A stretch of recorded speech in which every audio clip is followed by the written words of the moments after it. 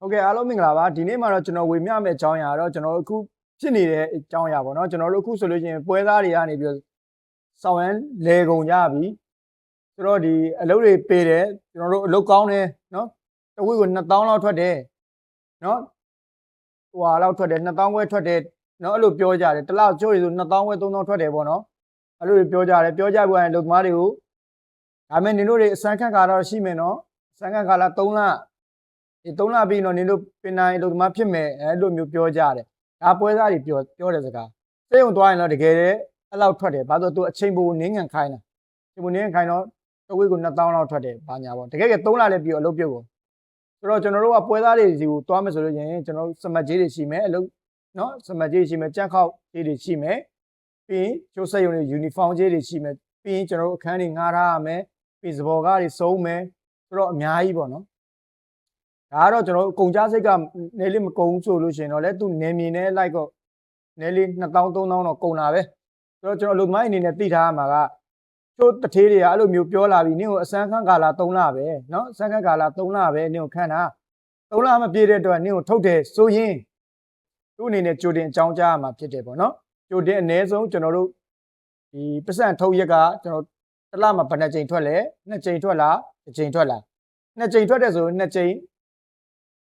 ထွက်တယ်ဆိုရင်ကျွန်တော်ကအနည်းဆုံး15ရက်ကြိုအကြောင်းကြားရမယ်တစ်လမှာတစ်ကြိမ်ပဲထွက်တယ်ဆိုလို့ရှိရင်တော့တစ်လအနည်းဆုံးရက်30ကြိုပြီးအကြောင်းကြားရမှာဖြစ်တယ်အဲ့လိုမှမဟုတ်ဘူးနင်တို့ဒီ20ရက်နေ့တည်းပဲစင်20ရက်နေ့ကြာရင်20ရက်နေ့ကြာလို့မစင်းနေတော့ဆိုလို့ရှိရင်အဲ့ဒါဆိုလို့ရှိရင်ကျွန်တော်တို့လူသမားတွေတေချာသဘောပေါက်ထားရမှာကစကပြန်ဒီလှုပ်ဖြုတ်လို့မရပါဘူးเนาะဒီစက်ရုံ agency ကစရေးမတွေလှုပ်ဖြုတ်လို့မရပါဘူးเนาะဆိုတော့အလုပ်ဖြုတ်လို့ရသည်မိမိတထေးရဘာလို့လဲဒီစက်ရုံနဲ့မိကဓာတ်ရိုက်လားဓာတ်ရိုက်ဆိုလို့ရှိရင်အပြင်က agency တွေစကပြန်တွေအလုပ်ဖြုတ်လို့မရတဲ့ဖြစ်တဲ့အတွက် line ဝနာတွေအလုပ်ဖြုတ်လို့ရမှာဖြစ်တယ်မတော့မိမိကိုအလုပ်ဖြုတ်တယ်ဆိုတဲ့ဟာဆိုရင် office ကိုသွားမေးပါ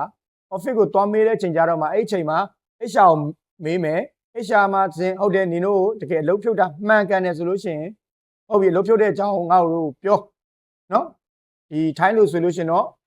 ဒီနန်စီလင်းကျန့်နော်မြန်မာလို့ဆိုလို့ရှိရင်တော့အလုပ်ထုတ်ရခြင်းအကြောင်းအရာစာပြောက်ကျွန်တော်တို့တောင်းပါဘယ်နေ့ဘယ်ရက်ကဒီအလုပ်သမားဘယ်လိုင်းကနေတော့သူ့ဘာကြောင့်လုပ်ဖြုတ်တယ်ဆိုတာကိုပေးရတယ်ဒါကုမ္ပဏီတွေဆိုရင်နော်ဆိုတော့အဲ့လိုမျိုးတောင်းလို့မှသူ့အနေနဲ့မပေးဘူးဆိုကျွန်တော်တက်တဲ့တွေယူထားမယ်ပြီးရင်ကျွန်တော်တို့မြို့နယ်အလုပ်သမားကာကွယ်စောင့်ရှောက်ရေးမှာသွားတိုင်ရမှာဖြစ်တယ်အလုပ်သမားတွေနားလည်နေတာကရက်ပေါင်း139ရက်မပြည့်ဘူးဆိုလို့ရှိရင်နင်းနာချင်းမရဘူးလို့ထင်တာမဟုတ်ပါဘူးကျွန်တော်တို့အလုပ်သမားတွေတွေကကြိုတင်အကြောင်းမကြားပဲအလုပ်ထုတ်တယ်ဆိုလို့ရှိရင်လည်းနင်းနာချင်းရရှိမှာဖြစ်ပါတယ်ဒီဗီဒီယိုဖိုင်ကကျွန်တော်အချိန်ချင်းတင်ပါတယ်ခဏခဏလည်းပြောပြပါတယ်သို့တော်များလည်းအလုပ်သမားအနေနဲ့ဒါတွေကိုမသိသေးတာဖြစ်တဲ့ထက်ခါတင်တာပါပွဲသားတွေကိုလည်းကျွန်တော်တို့ပတ်စံပေးမယ်ဆိုကျွန်တော်ဓာတ်ပုံတွေရိုက်ထားပါကျွန်တော်တို့ဒီတောင်းရင်မှုမရှိဘူးဆိုလို့ရှိရင်ကျွန်တော်ဒီအနေနဲ့ဒီအလုပ်သမားတွေအနေနဲ့မကျင်နေဘူးဆိုလို့ရှိရင်ဒါကကျွန်တော်တို့